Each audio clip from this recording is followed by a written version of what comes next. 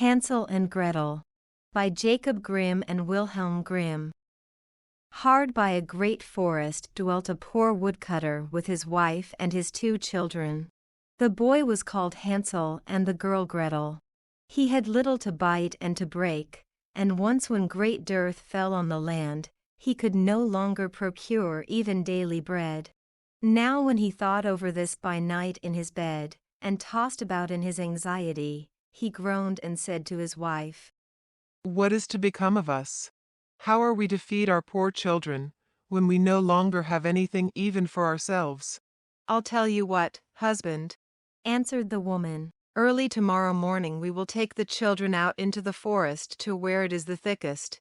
There we will light a fire for them, and give each of them 1 more piece of bread, and then we will go to our work and leave them alone.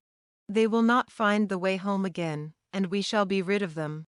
"No, wife," said the man. "I will not do that. How can I bear to leave my children alone in the forest? The wild animals would soon come and tear them to pieces." "Oh, you fool," said she. "Then we must all 4 die of hunger. You may as well plane the planks for our coffins." And she left him no peace until he consented. "But I feel very sorry for the poor children, all the same," said the man. The 2 children had also not been able to sleep for hunger, and had heard what their stepmother had said to their father.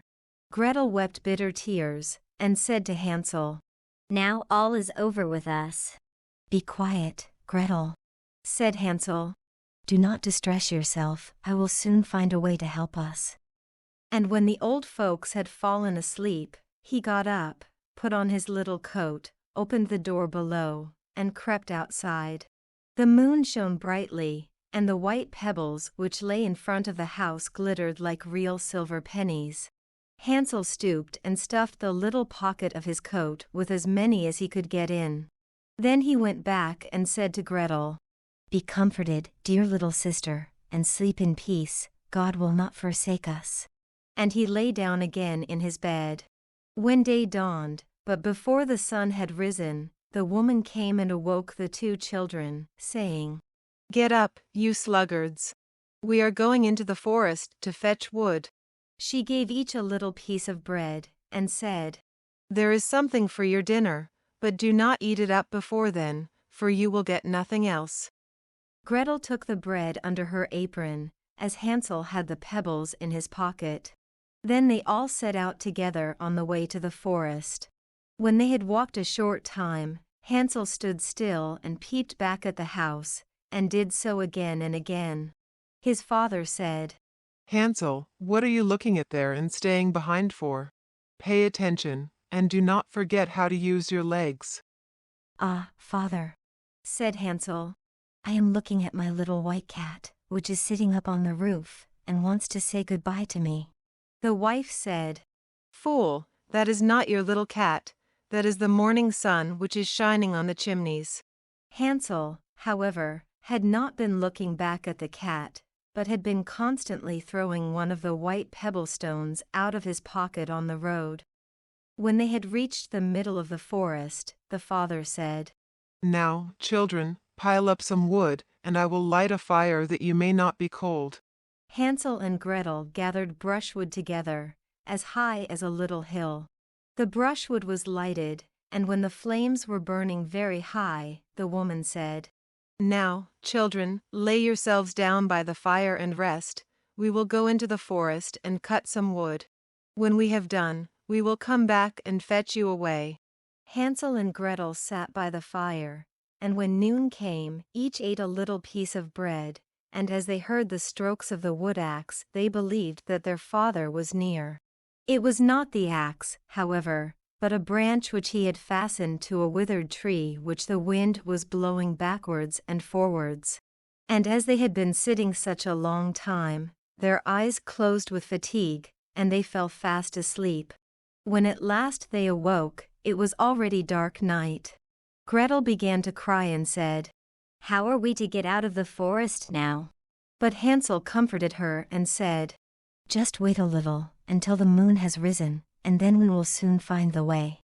And when the full moon had risen, Hansel took his little sister by the hand, and followed the pebbles which shone like newly coined silver pieces, and showed them the way. They walked the whole night long, and by break of day came once more to their father's house.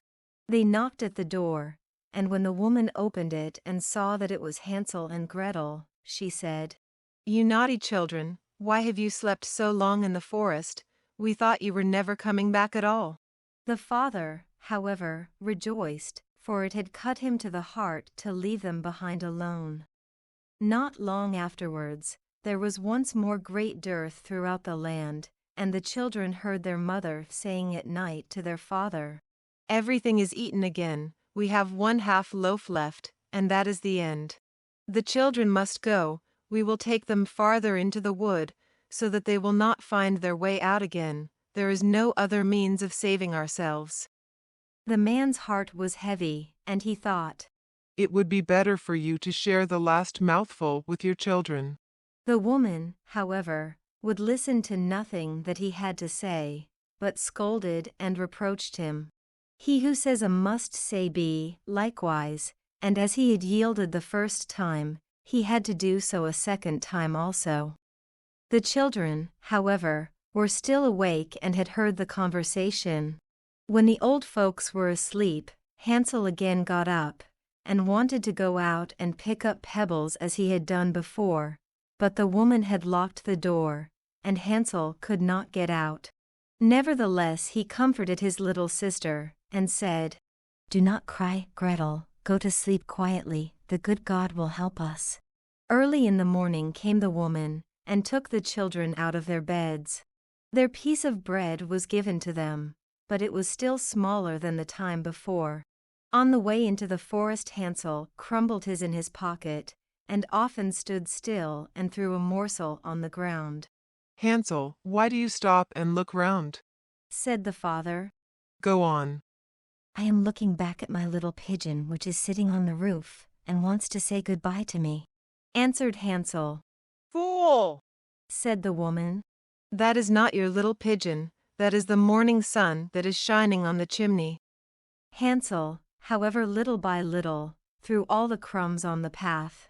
The woman led the children still deeper into the forest, where they had never in their lives been before. Then a great fire was again made, and the mother said, "Just sit there, you children, and when you are tired you may sleep a little. We are going into the forest to cut wood, and in the evening when we are done, we will come and fetch you away." When it was noon, Gretel shared her piece of bread with Hansel, who had scattered his by the way. Then they fell asleep and evening passed, but no one came to the poor children. They did not awake until it was dark night, and Hansel comforted his little sister and said, "Just wait, Gretel, until the moon rises, and then we shall see the crumbs of bread which I have strewn about. They will show us our way home again." When the moon came they set out, but they found no crumbs, for the many thousands of birds which fly about in the woods and fields had picked them all up. Hansel said to Gretel, "We shall soon find the way." But they did not find it. They walked the whole night and all the next day too from morning till evening, but they did not get out of the forest, and were very hungry, for they had nothing to eat but 2 or 3 berries, which grew on the ground. And as they were so weary that their legs would carry them no longer, they lay down beneath a tree and fell asleep. It was now 3 mornings since they had left their father's house. They began to walk again, but they always came deeper into the forest, and if help did not come soon, they must die of hunger and weariness. When it was midday, they saw a beautiful snow-white bird sitting on a bough, which sang so delightfully that they stood still and listened to it.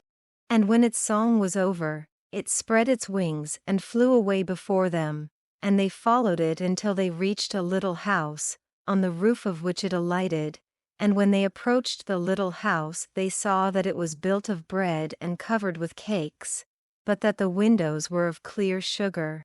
"We will set to work on that," said Hansel, "and have a good meal. I will eat a bit of the roof, and you, Gretel, can eat some of the window, it will taste sweet." Hansel reached up above, and broke off a little of the roof to try how it tasted, and Gretel leant against the window and nibbled at the panes. Then a soft voice cried from the parlor, "Nibble, nibble, gnaw. Who is nibbling at my little house?" The children answered, The wind, the heaven-born wind. and went on eating without disturbing themselves. Hansel, who liked the taste of the roof, tore down a great piece of it, and Gretel pushed out the whole of one round window pane, sat down, and enjoyed herself with it. Suddenly the door opened, and a woman as old as the hills, who supported herself on crutches, came creeping out. Hansel and Gretel were so terribly frightened that they let fall what they had in their hands. The old woman, however, nodded her head and said, "Oh, you dear children, who has brought you here? Do come in and stay with me. No harm shall happen to you." She took them both by the hand and led them into her little house. Then good food was set before them, milk and pancakes, with sugar, apples, and nuts. Afterwards 2 pretty little beds were covered with clean white linen, and Hansel and Gretel lay down in them, and thought they were in heaven. The old woman had only pretended to be so kind. She was in reality a wicked witch, who lay in wait for children, and had only built the little house of bread in order to entice them there. When a child fell into her power, she killed it, cooked and ate it, and that was a feast day with her. Witches have red eyes, and cannot see far, but they have a keen scent like the beasts, and are aware when human beings draw near. When Hansel and Gretel came into her neighborhood, she laughed with malice, and said mockingly, "I have them, they shall not escape me again." Early in the morning, before the children were awake, she was already up, and when she saw both of them sleeping and looking so pretty, with their plump and rosy cheeks, she muttered to herself, "That will be a dainty mouthful." Then she seized Hansel with her shriveled hand, carried him into a little stable, and locked him in behind a grated door. Scream as he might, it would not help him. Then she went to Gretel, shook her till she awoke, and cried, "Get up, lazy thing, fetch some water, and cook something good for your brother. He is in the stable outside, and is to be made fat. When he is fat, I will eat him." Gretel began to weep bitterly, but it was all in vain, for she was forced to do what the wicked witch commanded. And now the best food was cooked for poor Hansel, but Gretel got nothing but crab shells. Every morning the woman crept to the little stable, and cried, Hansel, stretch out your finger that I may feel if you will soon be fat. Hansel, however, stretched out a little bone to her, and the old woman, who had dim eyes, could not see it, and thought it was Hansel's finger, and was astonished that there was no way of fattening him. When 4 weeks had gone by, and Hansel still remained thin, she was seized with impatience and would not wait any longer. "Now, then, Gretel, She cried to the girl, stir yourself and bring some water. Let Hansel be fat or lean. Tomorrow I will kill him and cook him." Ah, how the poor little sister did lament when she had to fetch the water, and how her tears did flow down her cheeks.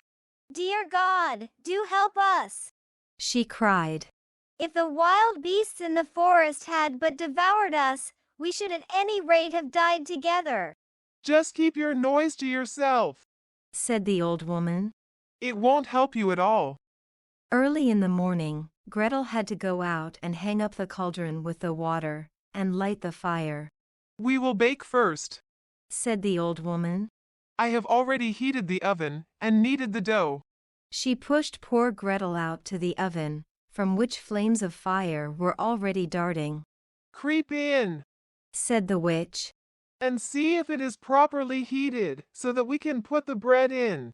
And once Gretel was inside, she intended to shut the oven and let her bake in it, and then she would eat her too. But Gretel saw what she had in mind, and said, I do not know how I am to do it. How do I get in? "Silly goose, said the old woman. the door is big enough. Just look, I can get in myself. And she crept up and thrust her head into the oven. Then Gretel gave her a push that drove her far into it, and shut the iron door, and fastened the bolt. Oh! Then she began to howl quite horribly, but Gretel ran away, and the godless witch was miserably burnt to death. Gretel, however, ran like lightning to Hansel, opened his little stable, and cried, Hansel, we are saved. The old witch is dead. Then Hansel sprang like a bird from its cage when the door is opened. How they did rejoice and embrace each other, and dance about and kiss each other. And as they had no longer any need to fear her, they went into the witch's house, and in every corner there stood chests full of pearls and jewels. These are far better than pebbles, said Hansel, and thrust into his pockets whatever could be got in, and Gretel said, I too will take something home with me, and filled her pinafore full. But now we must be off, said Hansel, that we may get out of the witch's forest. When they had walked for 2 hours, they came to a great stretch of water. We cannot cross, said Hansel. I see no footplank and no bridge. And there is also no ferry, answered Gretel. But a white duck is swimming there. If I ask her, she will help us over. Then she cried, Little duck, dost thou see? Hansel and Gretel are waiting for thee? There's never a plank or bridge in sight. Take us across on thy back so white. The duck came to them, and Hansel seated himself on its back, and told his sister to sit by him. No, replied Gretel. That will be too heavy for the little duck. She shall take us across, one after the other. The good little duck did so, and when they were once safely across and had walked for a short time, the forest seemed to be more and more familiar to them, and at length they saw from afar their father's house. Then they began to run, rushed into the parlor, and threw themselves round their father's neck. The man had not known one happy hour since he had left the children in the forest. The woman, however, was dead. Gretel emptied her pinafore until pearls and precious stones ran about the room, and Hansel threw one handful after another out of his pocket to add to them. Then all anxiety was at an end, and they lived together in perfect happiness. My tale is done. There runs a mouse, whosoever catches it, may make himself a big fur cap out of it.